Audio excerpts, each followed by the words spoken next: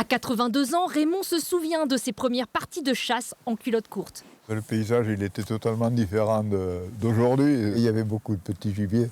L'aventure du dimanche. Moi, j'accompagnais mon pater, effectivement. Et ma foi, je me régalais un petit peu. Il y avait des perdreaux, il y avait des faisans, des couvées tous les ans, ce qui n'est plus du tout le cas aujourd'hui. Il y avait des lapins de Garenne aussi, en quantité. Avec la disparition progressive du petit mammifère herbivore, Raymond a posé son fusil. À peine quelques heures de chasse lors du passage des Palombes en novembre. Je regrette parce que c'était convivial, c'était sympathique, on passait du bon temps. Et c'est bon, je ne dis pas que la chasse en battue aujourd'hui n'est pas conviviale, mais c'est plus du tout le même esprit. Et ce n'est pas Natacha qui dira le contraire. La jeune femme initie Ulysse, son setter anglais d'1 an et demi, à l'apprentissage de l'arrêt pour débusquer un faisan. Viens là, moche. Super. Super. Super, Ulysse. Mais en Haute-Vienne, le faisan se fait rare, comme le garenne, la perdrix. Des espèces victimes des maladies, mais surtout de la destruction des bois et des ronciers, rongés par l'urbanisation et une agriculture plus moderne, productive. On a eu une modification des paysages agricoles, où on est passé d'une culture, de petites cultures avec beaucoup de haies, de bocage, à une monoculture herbagère. Un appauvrissement de la biodiversité sans impact majeur sur l'écosystème, mais qui modifie les habitudes de chasse.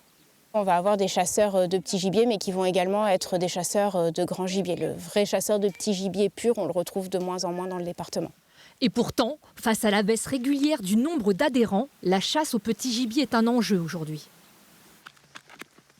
Finalement, aller chasser le petit gibier, c'est un moyen aussi de faire du sport. Donc effectivement, c'est une chasse qui peut attirer les jeunes et qui se prête aussi davantage peut-être au mode de vie moderne. C'est-à-dire qu'on peut aller chasser 1 heure, 2 heures et dire on rentre parce qu'on en a marre ou parce qu'on a un repas de famille.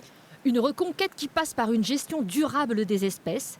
Dans le nord de la Haute-Vienne, le groupement d'intérêt cynégétique de la Basse-Marche entreprend depuis 5 ans la réintroduction de faisans sur 10 000 hectares, 1000 volatiles de souches sauvages lâchés chaque année fin juillet.